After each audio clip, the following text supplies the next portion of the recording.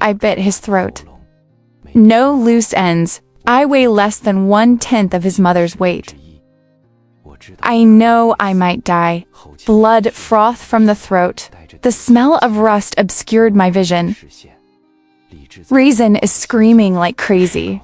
Instinct tells me, leopard, go attack a herd of yaks 10 times the size with yourself, is looking for death. As long as that heavy iron hoof falls, I will turn into meat puree. But my peripheral light shines through the flying dust. I saw the 2 pairs of hunger on the cliff in the distance. Ignorant eyes. That's the only reason I have to live. Before the snow completely buried me, on a snowy plateau at 4 kilometers above sea level, I was the only hope. The cold ice is my breath. The dark brown gravel beneath my feet is my perfect invisibility cloak. I'm familiar with every crack here. Every smell, even the echo of the wind blowing through the stone walls. I can hear which prey is approaching. The hasty ascension of the blue sheep sounds to me like an invitation to kill. I will be like a gray mist on an almost vertical cliff, sliding silently. Then dive hard, watching them panic and be driven into a dead end by me, fleeing desperately among the rocks, and I just need to stand cold on high. Give them a fatal blow. The reason why I am so strong, inviolable, it's because deep in that dark and sheltered cave hide the softest secret. My 2 children. When I go back to the cave at sunset, feel their hairy bodies close to my belly. Listen to them purr slightly but contentedly. I use my tongue a little bit, combing their creamy fur. That moment, I feel like I own the whole world. Raise them, protect them. It's my only mission in life. Once upon a time, there was a kind who did not know whether into my territory or die. On that dead hillside, I won without hesitation. I lower my body, bearing sharp teeth, the most primitive warning in the throat. After a few bites, he collapsed to the ground. Show your soft belly and surrender to me. I stand on a high rock, overlooking my territory. I thought I could stay like this forever, keep all danger out of the hole. But the wind of the snow-capped mountains never favors any life. When the entire valley was mercilessly frozen, wilt, the prey disappeared.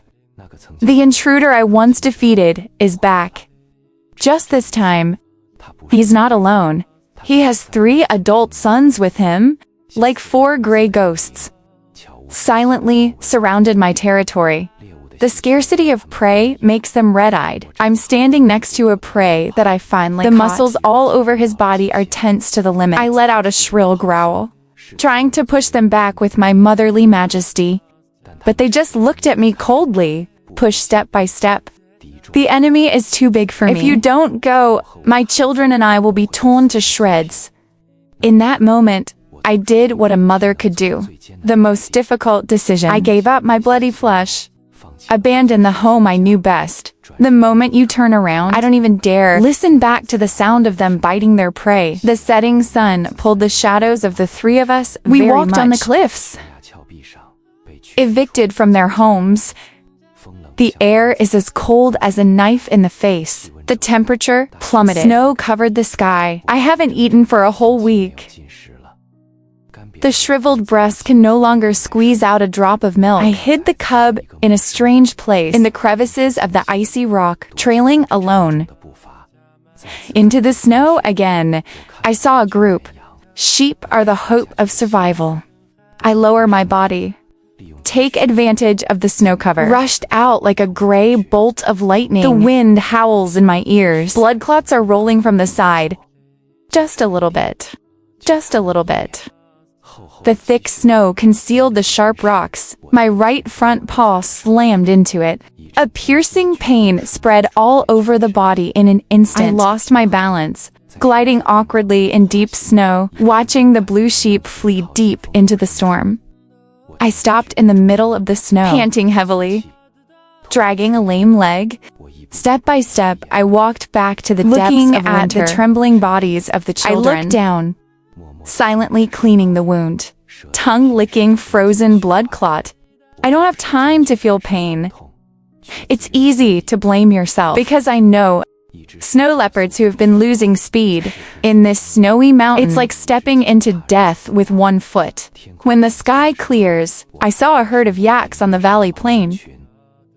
They move slowly like black boulders, exudes a seductive and deadly breath. I know what those stout horns mean. That's the most powerful force on this land. One blow can break my bones. If it was before, I would never look at them again. But I smell cubs in the wind. I heard their faint cries. I have no way out. I was dragging my injured hind leg under the cover of rocks, approaching the edge of the herd. The lonely black calf, heartbeat pounding in the chest, as if to pop out of my throat.